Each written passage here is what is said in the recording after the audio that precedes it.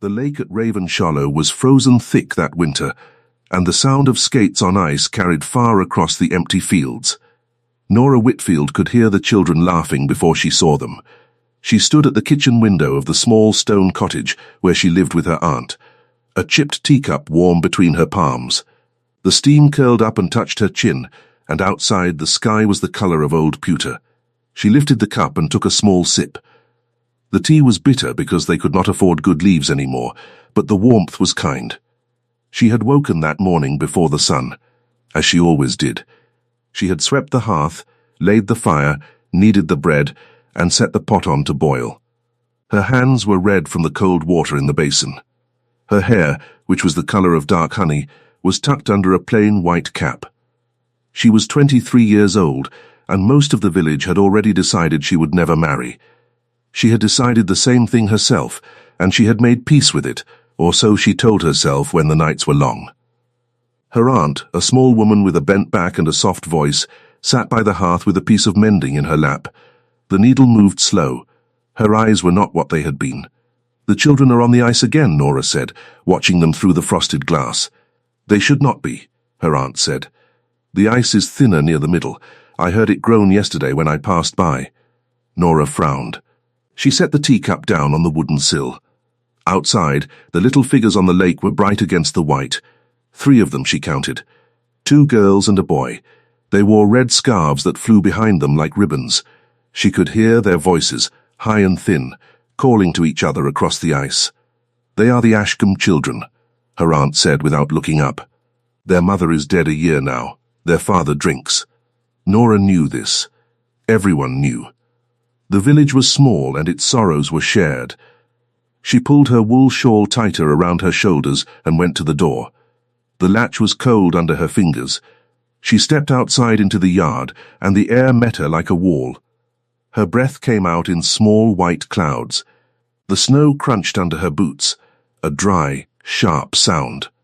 The wind smelled of pine smoke from the chimneys of the village and something else underneath it, the clean iron smell of deep cold.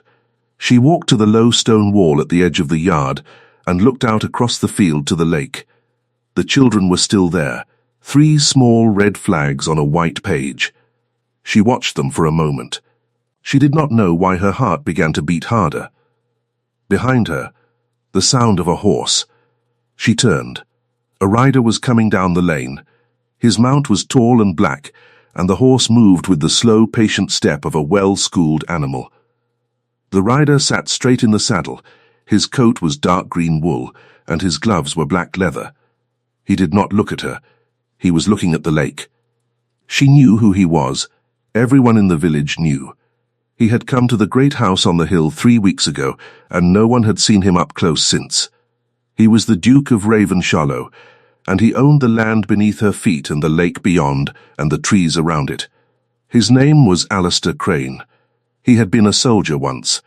He was said to be a hard man, and a silent one, and no one had ever heard him laugh. She stepped back from the wall. She did not want him to see her. But he was not looking at her. He had stopped his horse in the middle of the lane, and his gaze was fixed on the lake, and his brow was drawn. Then she heard it. A crack.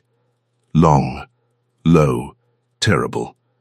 It rolled across the field like the sound of a whip drawn slow through the air. She felt it in her chest before she understood it. The children on the ice stopped moving. One of the girls dropped to her knees. The boy called out. His voice was thin and afraid. Nora did not think. She ran. She did not stop for her cloak. She did not stop for her boots to be tied tighter. She ran across the yard and past the wall and through the field of dry, dead grass that stood up out of the snow like bones. The snow was deep. Her skirts dragged. Her breath tore at her throat. She heard herself say the children's names, though she did not know she was saying them. Behind her, the sound of hooves. The Duke had turned his horse and was coming too. But she did not look back. She could not. The lake was ahead, and the children were on it, and the ice was breaking. She reached the shore. The reeds were frozen stiff and they broke against her legs as she pushed through them. She stepped onto the ice. It creaked under her. but it held. She moved fast. She did not slide. She walked with small steps, spreading her weight. The way her father had taught her when she was small. Her father was 10 years dead now, but his voice was in her ear. Slow, she said aloud, to no one. Slow and light. The boy was closest. He was on his belly on the ice, his arms spread. His face was white and his mouth was open. The two girls were farther out. The smaller one was crying. The bigger one, perhaps 10 years old, was on her knees, holding the smaller one's hand. "Do not stand up," Nora said. Her voice was steady. She did not know how it was steady. "Do not stand up, any of you. Lie flat. Spread your arms." The boy did as she said. The bigger girl did as she said. The smaller girl kept crying. Nora slid down onto her own belly and began to crawl. The ice was cold through her dress. It bit through the wool. It bit through her stockings. It burned her hands. She could smell the ice, a strange sharp smell like cut stone. She could hear the water moving underneath, dark and slow, and every few seconds another crack, small and dry, as the ice remembered it was breaking. "I am coming," she said. "I am coming to you. Do not move." She reached the boy first. He was maybe 7 years old. His eyes were huge. She did not stop for him. "Crawl backward," she told him. "Do not stand. Crawl toward the shore. Do you hear me?" He nodded. His lip trembled. He began to crawl. She kept going. The girls were farther. The ice under her was thinner now. She could see it. It was grey instead of white, and in some places it was almost clear, and she could see the black water beneath. Her heart was very loud in her ears. Behind her, she heard the Duke's voice. He was on the shore now. He was calling something. She could not make out the words. She did not stop. She reached the older girl. The girl was shaking. Her lips were blue. "Give me the small one," Nora said. "Slowly, do not stand." The girl passed her sister's hand into Nora's. The small one was maybe 4 years old. She was so light. Her small mittened hand fit inside Nora's like a bird inside a nest. "Now crawl back," Nora told the older girl. "The same way I came. Slow, flat. Follow the boy." The older girl nodded. She began to move. Nora turned herself carefully on the ice, holding the small girl against her chest. The child's face was wet with tears. Her nose was running. She smelled of milk and wool and cold. "Shh," Nora whispered. "Shh, my little one. We are going to be all right. We are going home." The child put her face into Nora's neck. Nora began to crawl. The ice groaned beneath her. She could feel it flex under her hip. She stopped. She held her breath. She did not move. Somewhere far away, the older girl was calling out. Somewhere far away, the boy was almost at the shore. Somewhere far away, the Duke was shouting. But right here, in this small circle of grey ice, there was only the sound of her own heart and the water moving under her body. The ice cracked. It did not break all at once. It gave, slow, like a piece of thin cloth pulled apart. Nora felt the cold seize her from the waist down. She kept the child high, above her chest, held tight to her shoulder. The water was so cold it did not feel like water. It felt like knives. It felt like fire. She gasped and could not gasp. She held the child up. "Take her," she said, but there was no one to take her. The child was crying now, high and thin. Nora kicked with her legs. Her boots were heavy. Her skirts pulled her down. She reached with one hand and caught the edge of the ice. It broke off in her fingers. She reached again. She caught a firmer piece. She held on. "Hold on to me," she said to the child, though the child was already holding. "Hold on and do not let go, my darling. Do not let go." The cold was in her chest now. Her breath was going away. She could not feel her legs, but her one hand was on the ice, and her other arm was around the child, and she was still holding. Then something happened. A dark shape came across the ice. Fast, low, she heard the scrape of boots. She heard a man's voice. Close, very close. saying words she could not make out. A gloved hand closed around her wrist. Another arm came around the child. "Hold to me," the voice said. "Hold to me. I have you." She looked up. The Duke of Ravenshallow was on his belly on the ice, one arm hooked around the small girl, the other locked around Nora's wrist. His face was very close. His eyes, which she had never seen before, were grey. Not the pretty grey of doves, the hard grey of iron in rain. His jaw was tight. There was ice in his eyebrows. "Do not let go," he said again. "The child first," she said. Her teeth were chattering so hard she could barely form the words. "Take the child first. I will take you both," he said. "Do not argue with me." He pulled. He was strong. She had not known a man could be so strong. He lifted the child clear of the water in one motion and set her on the ice beside them. The child lay flat and did not move. She was too cold to cry now. Then he took Nora with both hands. He pulled her up onto the ice, inch by inch. The ice cracked again beneath them. He did not stop. Water poured from her skirts.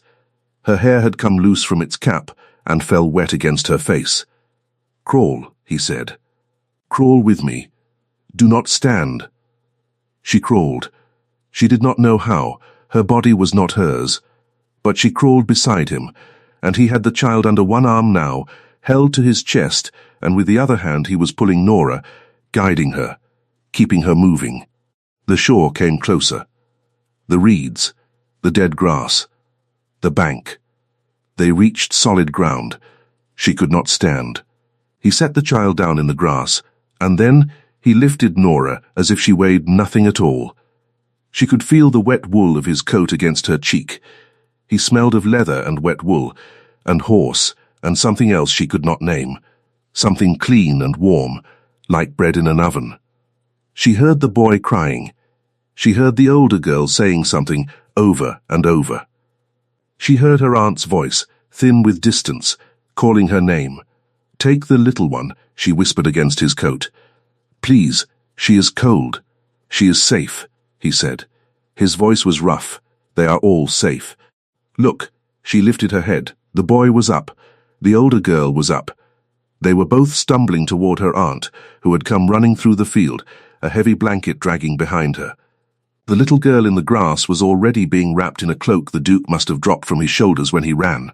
Nora saw all this, and then the world tilted, and she saw nothing at all. She woke in a bed she did not know. The sheets smelled of lavender. Real lavender, not the poor, sad little sprigs her aunt hung in the linen chest at home. A fire was burning close by. She could hear the crackle. She could feel the warmth on her cheek. Her hair was dry and someone had brushed it. She was wearing a nightdress made of linen so soft it felt like water. She turned her head. The room was large. The walls were pale green. A tall window let in grey afternoon light. There was a chair by the fire, and in the chair sat a woman in a black dress with a white cap. The woman was knitting. She looked up when Nora moved. "You are awake," the woman said. Her voice was quiet and kind. She had a broad, round face and grey hair pulled tight under her cap. "Praise be. I am Mrs. Ashby. I keep the house here. Where Ravenshallow, His Grace brought you himself. Do not try to sit up yet. You have been very cold and very ill." Nora looked at the ceiling. The plaster was carved into a pattern of leaves. She had never seen anything so beautiful. "How long?" 2 days. 2. She tried to lift her head. Her body would not answer her. "The children. Are they all well?" "Every one of them. The little one had a fever the first night, but she has broken it. She has been asking for you." Nora closed her eyes. Tears came, and she was too tired to stop them. They ran down the sides of her face and into her hair. "Thank God. His Grace has sent for the doctor twice a day," Mrs. Ashby said. "He would not have any other, and he has been in and out of this room himself, though I told him it was not proper." Nora opened her eyes. Mrs. Ashby smiled a small, careful smile. "He does not do things because they are proper. He does things because he decides they are right. You will learn that." "I do not think I will be here long enough to learn anything of His Grace," Nora said. Mrs. Ashby said nothing. She only kept knitting. The needles clicked together softly. Outside, a bird called once, twice, and was quiet. The door opened without a knock. He came in the way he had come across the ice. Fast, low, purposeful. He was wearing a plain dark coat and no cravat, which shocked her. His hair, which was the color of wet wheat, was pushed back from his forehead as if he had been dragging his fingers through it. He stopped at the foot of the bed. His iron-grey eyes went to her face. "You are awake," he said. "Your Grace. Do not." He held up one hand. "Do not use it with me. Not after what you did. My name is Alistair." Nora did not know what to say to that. She looked at Mrs. Ashby. Mrs. Ashby was gathering her knitting into a basket. She stood and dipped a small curtsy and went to the door. "I will bring broth," she said, and went out. The door closed. The room was very quiet. The fire snapped. The Duke stood at the foot of the bed, with his hands folded behind his back. He was studying her the way a man studies a map before a journey. "You should not be alone with me," Nora said. "Mrs. Ashby will return in a moment. She has left the door unlatched. I asked her to." "Oh, I did not want you to wake and find yourself alone in a strange house." Nora did not know what to do with that either. She turned her face a little on the pillow. "The children," she said. They are truly well. The older girl, Meg, was here yesterday with her father. He came to thank you. He was sober. It was, I understand, a rare state for him. Perhaps it will last. Perhaps not. But he came. And the little one? Prudence, 4 years old. She has asked to see the lady who carried her out of the water. When you are strong enough, I will bring her. Nora nodded. She could not speak. He came around the side of the bed. He stopped a proper distance away. He looked down at her, and for a long moment he did not speak. She watched his face. It was not a handsome face, not in the way handsome was drawn in the little books the girls in the village passed to each other. His nose had been broken once. There was a thin white scar through one eyebrow, but his mouth was steady, and his eyes did not move away from hers. "You ran onto the ice," he said. His voice was low. "You had no rope. You had no coat. You had no plan. You went out onto ice you must have known would break. I knew it might break. You went anyway. They were children." He was quiet a moment. Then he said, "Yes, the fire popped. A piece of wood shifted. I could not have reached them in time," he said. "I would have been slower with the horse. By the time I dismounted and came down the bank, you were already on the ice. I saw you crawling. I have been in war, miss." He stopped. He did not know her name. This struck her, for some reason, as very strange. "Whitfield," she said. "Nora Whitfield. Miss Whitfield." He inclined his head. "I have been in war. I have seen brave men move. I have not seen anything like what you did." Her eyes filled again. She was ashamed of it. She turned her face. "Do not," he said quietly. "Do not turn away. You have nothing to be ashamed of. You have the opposite of anything to be ashamed of. Rest. I will not stay. Mrs. Ashby will come. When you are stronger, I will have questions for you. I would like to ask them properly. Questions? About your life, about how you have lived so far, about what you would like next. Your Grace, Alistair, that is not a thing I can, not in company. But in this room, when the door is shut and only Mrs. Ashby is present, you may. I ask it as a favour. I am not accustomed to being called Your Grace by someone who nearly died to save 3 children on my land." She could not look at him. She stared at the pattern of leaves on the ceiling. He waited a moment more, and then he bowed, once, briefly, and went out. The door closed. Nora lay still. Her breath came uneven. Somewhere in the house, faintly, she could hear his voice, giving an order. And then footsteps going away. She slept. Over the next 3 days she grew stronger. Mrs. Ashby brought her broth and bread. She brought her tea that was black and hot, and better than any tea Nora had drunk in her life. She brought her books from a library somewhere in the house, and Nora read them by the fire in the afternoons, wrapped in a shawl that was not hers. Her aunt came each day, in a carriage the Duke sent for her, and sat by the bed and held her hand and cried and laughed and cried again. "He is not what they say," her aunt whispered on the second afternoon. "He is not cold. He is quiet. That is different." "How would you know, aunt?" "You have spoken with him?" "He came to the cottage himself, to tell me you would live.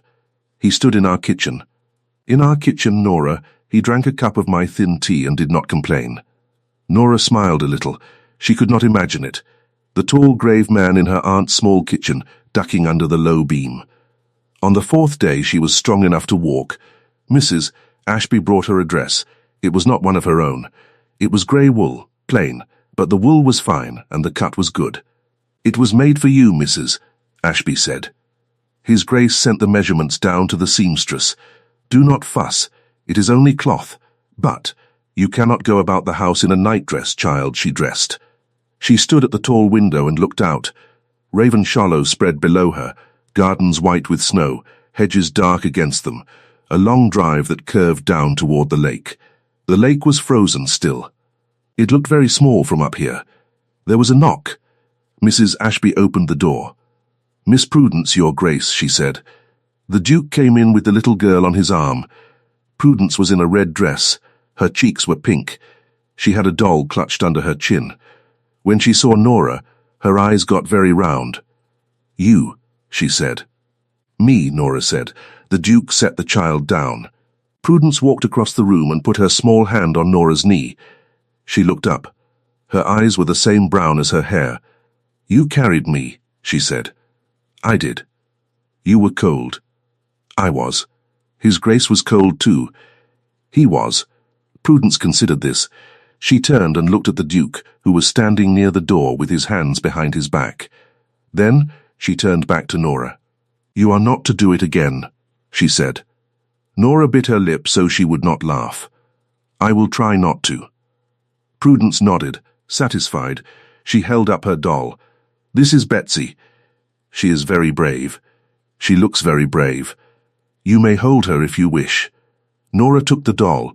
It was a rag doll with a stitched face and yarn hair. She held it a moment and gave it back. Prudence tucked it under her chin again. "Papa says thank you," she said. "He said to say it to your face. Then please tell him he is welcome. To his face." Prudence nodded again. She walked back to the Duke, and he lifted her up, and she went out on his arm the way she had come in. But at the door she turned and called back over his shoulder, "Bring her a scone, Alistair. She is very thin." The Duke's mouth twitched. It was not a smile, quite, but it was close. "Yes, madam," he said, and carried her out. Mrs. Ashby laughed under her breath. "She has taken you for her own." "She calls him Alistair?" "She does. He allowed it the first day. Nobody has corrected her since." Nora looked at the door where they had gone. Something in her chest turned over softly. That evening a scone came up on a tray, warm, with butter and jam. She was strong enough on the sixth day to come down for dinner. Mrs. Ashby had a maid help her into a proper gown, dark blue this time, and pinned her hair up. She looked at herself in the long glass and did not know the woman looking back. She was pale, but there was colour in her cheeks. Her eyes seemed larger than they had been.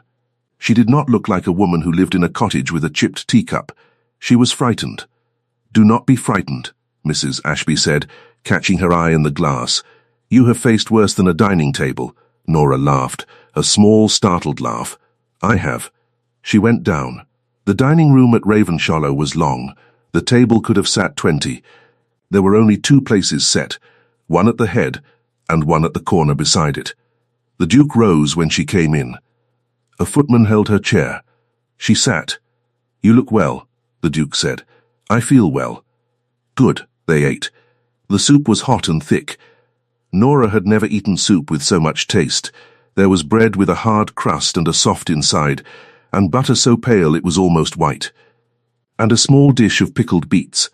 She ate slowly, careful of her manners, which she had learned from her mother a long time ago, and had rarely used since. The Duke watched her, not rudely, just with attention. He seemed to be a man who gave a thing all his attention or none. "Miss Whitfield," he said after the soup had been taken away, "may I ask you questions now?" She set down her spoon. "Yes, Your Grace." "Alistair, Alistair," she said, and felt her face grow warm. "Tell me about your aunt's cottage." She told him. She told him about the roof that leaked in the north corner, and the well that ran slow in summer, and the 2 goats they kept, and the small garden. She told him her aunt had taken her in when she was 13, after her father's death. She did not talk about her mother. He did not press. "You have no other family?" he asked. "None who claim us." He noted this. He asked her about the village. He asked her what she read. She was surprised he asked. She told him. She had read every book in her aunt's small shelf, and every book at the vicar's, and every book the schoolmistress had loaned her when she was still young enough to attend the little school by the church. She had read the same books many times. "And what did you want before?" he asked. "Before you gave up wanting?" She looked at him sharply. He met her eyes. "I did not say I gave up wanting. I saw you at the window that first day. Before the children, you had the look of a woman who has made peace with too small a life." She did not know how to answer. She looked down at her plate. The silver spoon caught the candlelight and threw a small line of gold along the tablecloth. "I wanted to travel," she said at last. "Once I wanted to see the sea. I have never seen the sea. You have not?" "No, Ravenshallow is 30 miles from the sea." "I know. I have never had a reason to go." He said nothing to this. He only nodded. Once. The footman came in and took away the plates and brought others. Nora ate. She could not taste it quite. She could feel him watching her, and it was not unpleasant, but it was not comfortable either. It was something in between. After dinner he walked her to the foot of the great staircase. He did not offer his arm, and she was glad, because she did not know if she would have taken it. He stopped at the bottom step. "Good night, Miss Whitfield." "Good night, Alistair." She went up the stairs alone. She did not sleep for a long time that night. She sat by the window in her nightdress with the shawl around her shoulders and watched the moon come up over the trees. The snow was blue in the moonlight. Somewhere out in the park, an owl called. Somewhere inside the house, a door closed very softly. She thought of her aunt in the cottage. She thought of the goats. She thought of the small chipped teacup on the sill. She did not know what she was doing here. In the morning a letter came for the Duke. She knew because she was in the library, curled in a chair by the window with a book she had not opened. And she saw the footman go past with the silver salver. A little while later she heard the front door open and close and a carriage come round. "Mrs. Ashby came into the library. Miss Whitfield, Lady Marsden is here." "Who?" "Mrs." Ashby's face did not move. "His Grace's cousin. She lives at the manor across the valley. She has come to call." Nora rose. She smoothed her dress. Her hair, which she had done herself that morning, had come loose in one place. She pushed it back. "Should I?" she began. "You should stay. She has asked to meet you." "To meet me?" "News travels, Miss Whitfield. Everyone in 3 counties has heard about the ice." Nora sat down slowly. Lady Marsden came in on a wave of perfume. It was a heavy, sweet perfume, like rotting flowers under sugar. She was a tall woman, thin, elegant. She wore black silk, though no one Nora knew of was dead. Her hair was very dark and very smooth, pinned close to her head. Her mouth was small and painted red. "So you are the heroine," she said. She did not smile. "How brave. How simply brave." "Lady Marsden," the Duke said. He had come in behind her. He did not sound pleased. "Alistair, dear, do not scowl. I have come to congratulate your little rescuer. May I sit?" "Of course I may." She sat. She arranged her skirt. She looked Nora up and down with pale eyes. "You are quite pretty," she said, in a rustic sort of way. "Do you know I have been quite worried about my cousin. He has been shut up here alone all winter, brooding on his sorrows. To learn that his solitude has been broken by a village girl who fell into a lake, well, one had to come at once. One had to see." "I did not fall in, madam," Nora said quietly. "The children fell in. I went in after them. Yes, yes, of course, the children. Terrible business. Their father drinks, does he not? Such a pity. But then, one cannot save everyone. One would exhaust oneself in the trying. The Duke had not sat. He stood by the fire, one hand on the mantel. His jaw was tight. Marguerite, he said. Enough, enough. I have only just begun. Miss Whitfield, is it? Whitfield, I did not know there were Whitfields in these parts. Your father was a blacksmith, Nora said. She did not look away from those pale eyes. In Alderton. He died when I was 13. A blacksmith. Lady Marsden let the word sit in the air. How charming. And your mother, also dead. How tragic. And now here you are, in my cousin's drawing room, in a gown that is clearly not your own. Tell me, Miss Whitfield. She leaned forward a little, her red mouth curved into what was not quite a smile. Do you truly think, in all your simple country wisdom, that a man like my cousin could ever forget what you are? A blacksmith's daughter is a blacksmith's daughter, no matter whose water she has swum in. He is grateful. Gratitude is not affection. Gratitude wears off, and when it does, you will find yourself back in your cottage with nothing but the memory of a good gown and a warm fire, and the rest of us will be very sorry for you indeed. The room went silent. Nora heard her own heart. She heard the fire. Quiet now, as if it too had stopped to listen. She heard, very far away, a bird outside the window. She did not stand up. She did not raise her voice. She looked at Lady Marsden across the small distance between their chairs, and she said, very evenly, I did not come here for the gown, madam. I came because I could not walk. I will go home the moment I can. I have not asked for anything, and I do not intend to. But if you have come to warn me away from something I have not reached for, you have wasted your morning. She stood. She curtsied, briefly, to Lady Marsden, who was looking at her with her mouth slightly open. Your Grace, she said, without looking at him. She could not have borne to look at him. I find I am tired. I will go up. She walked out. She did not hurry. Her steps were even. She reached the door and closed it behind her softly, and then she walked up the stairs, one hand on the banister, her back straight. She did not cry. She did not shake. It was only when she reached her room and closed her own door that she sat down on the edge of the bed and put her face in her hands. She did not weep. She only breathed. In and out. In and out. She would go home tomorrow. She was still sitting on the edge of the bed when a knock came. It was Mrs. Ashby. She had a tray. Tea, Mrs. Ashby said. Come now. Up you get. Not on the bed. In the chair by the fire. Mrs. Ashby. In the chair, child. Nora went to the chair. Mrs. Ashby set the tray down. She poured the tea. She handed the cup over.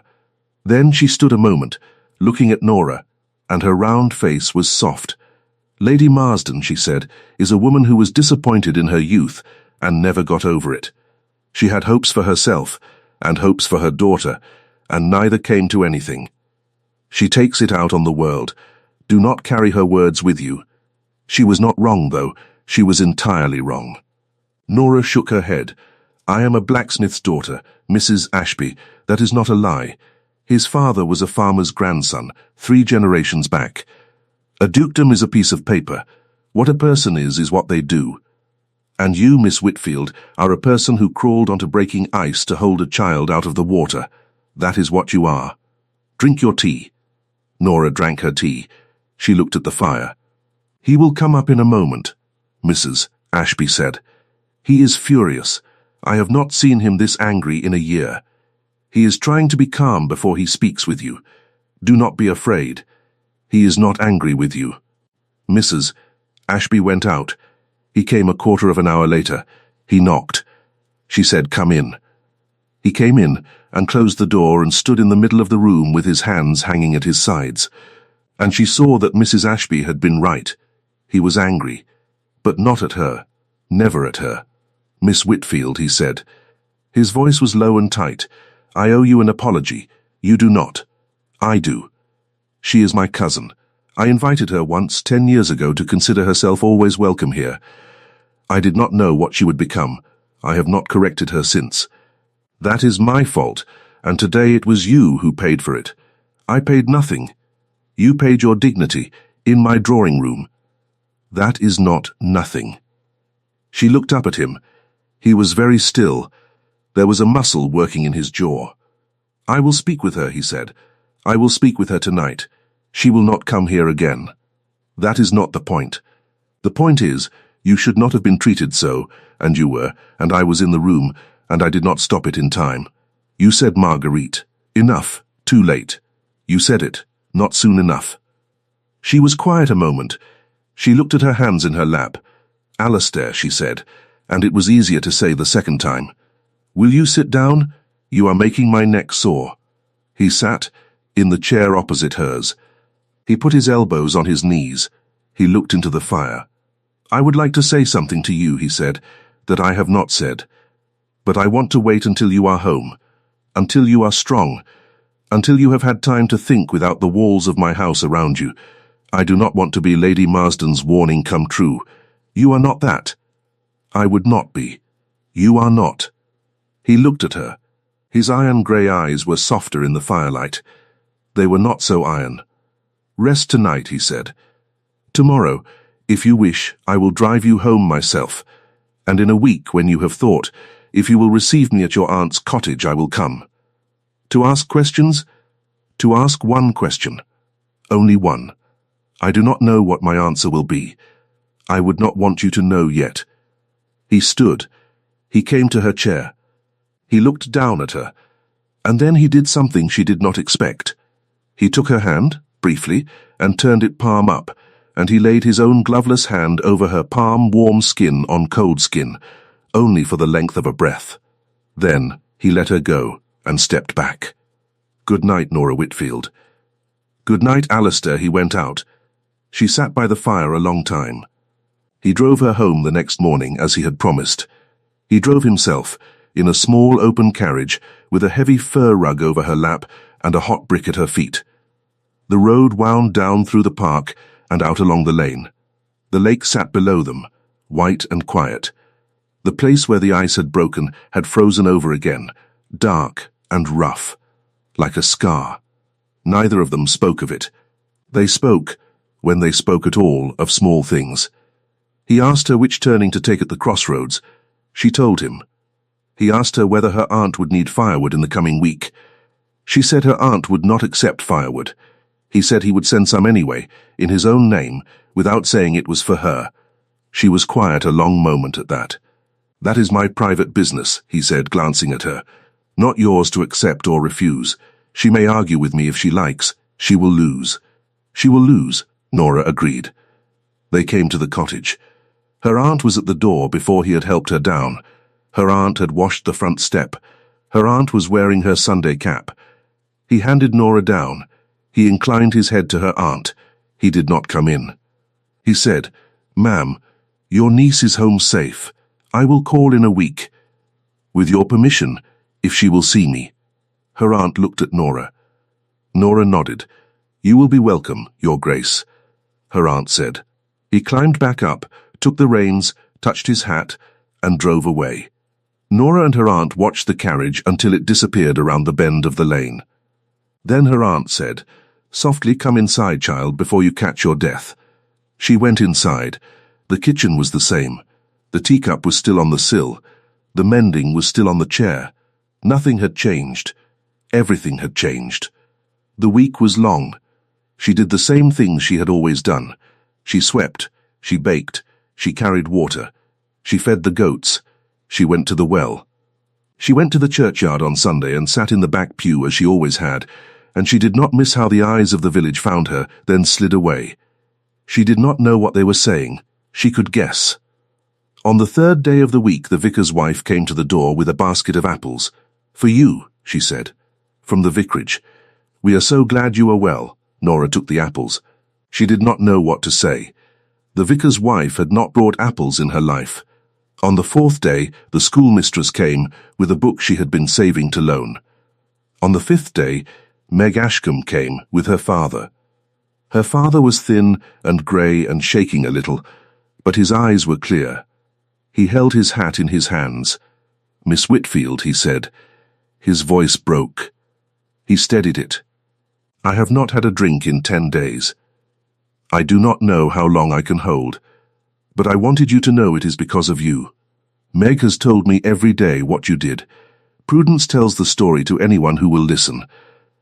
And I. He stopped. His mouth worked. He shook his head.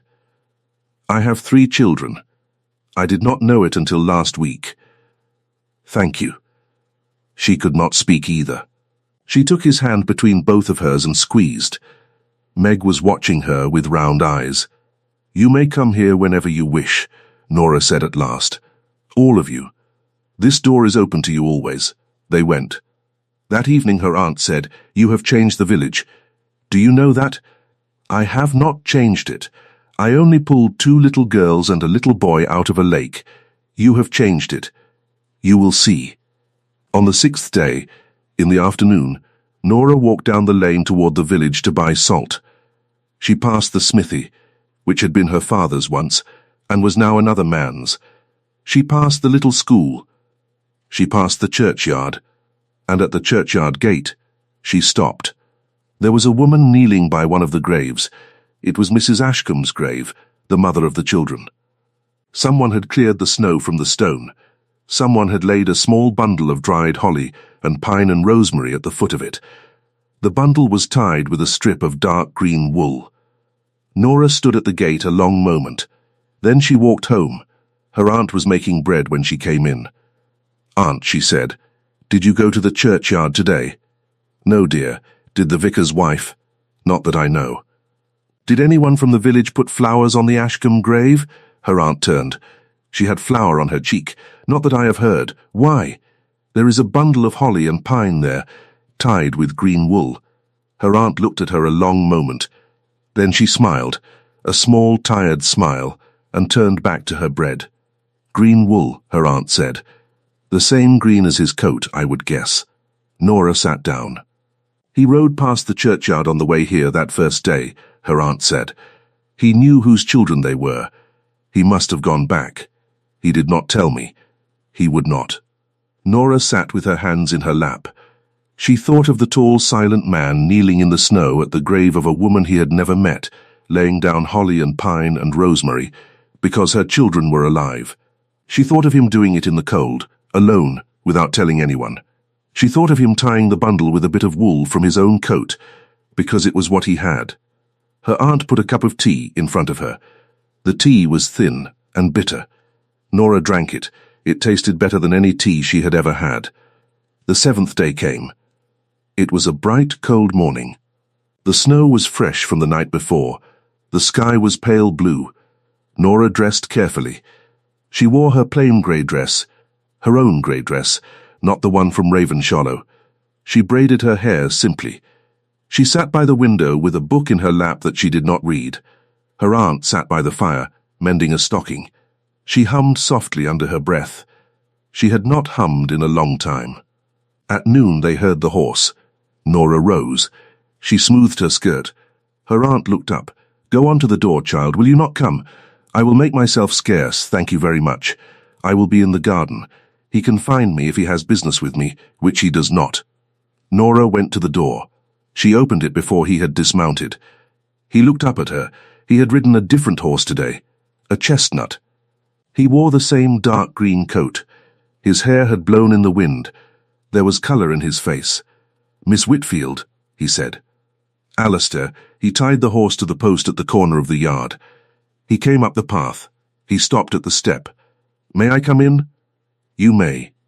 He came in. He had to duck under the beam, as her aunt had described. The kitchen was very small. He stood in the middle of it, and did not seem to fit. The teacup was still on the sill. He looked at it. He looked at the mending in her aunt's chair, though her aunt was not in it. He looked at the low fire. He turned to Nora. May I say what I came to say? Yes. He put his hat down on the table. He put his gloves on top of the hat.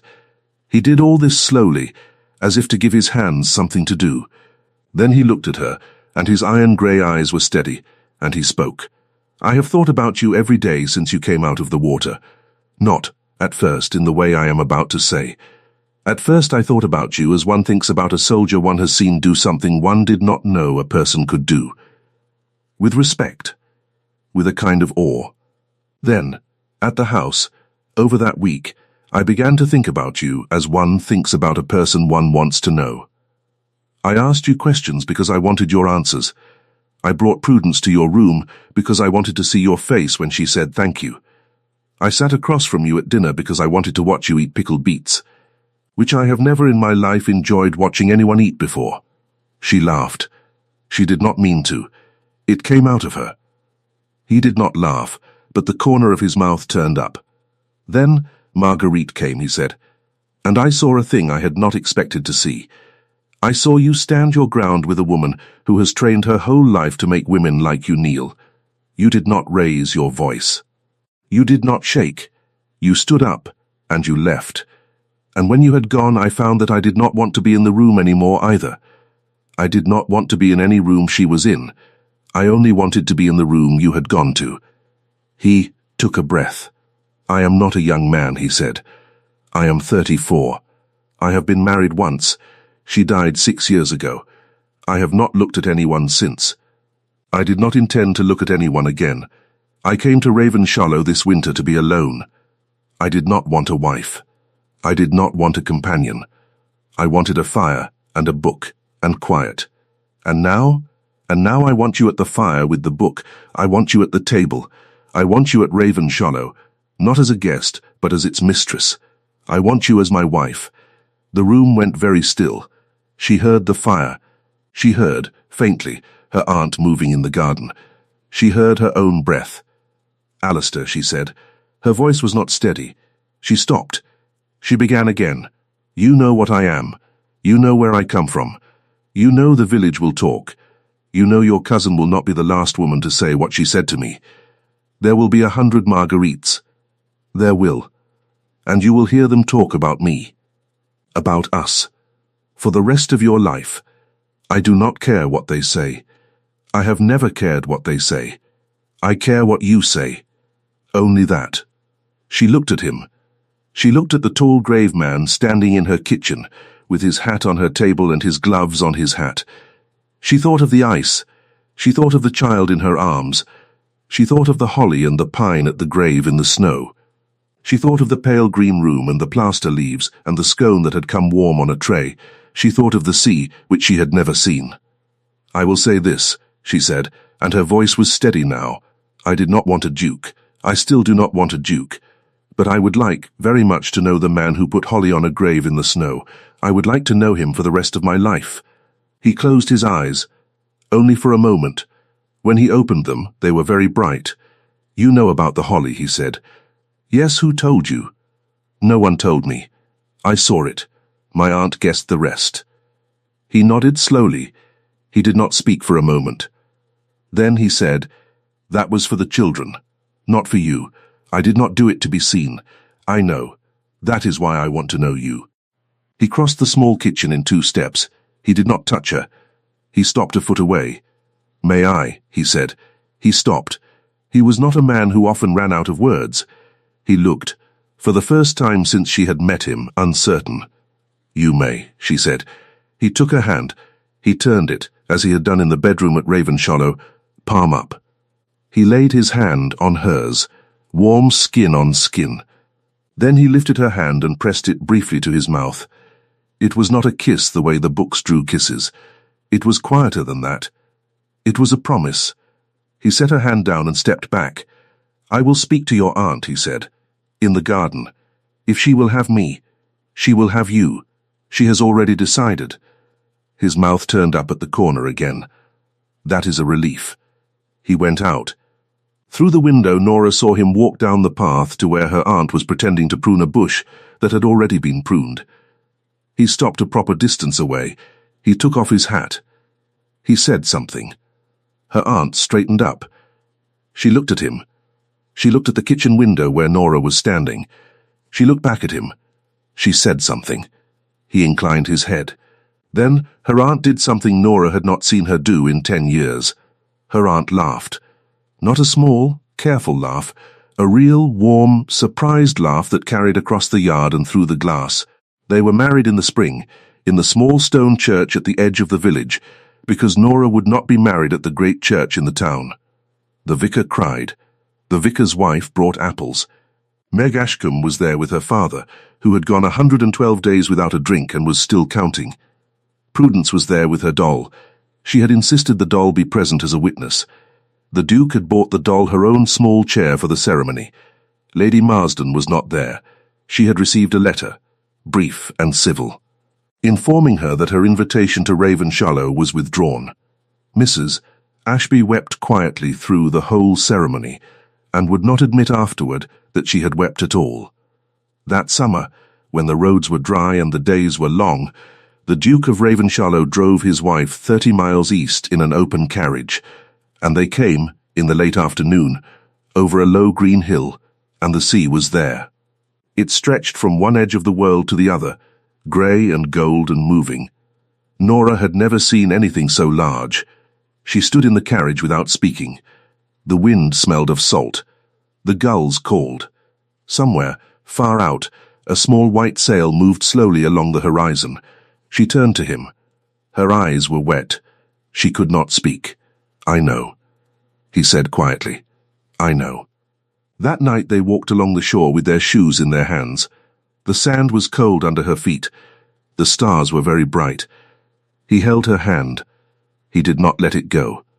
A year passed. Then 2. The great house at Ravenshallow filled with small sounds, a child's laugh from the nursery, the clatter of a wooden horse being pulled across the hall, Mrs. Ashby's steady footsteps, the Duke's low voice reading in the library at evening. Nora's aunt came often, and sometimes stayed for weeks, and had her own room on the south side, where the sun was best. The 3 Ashcombe children grew and thrived.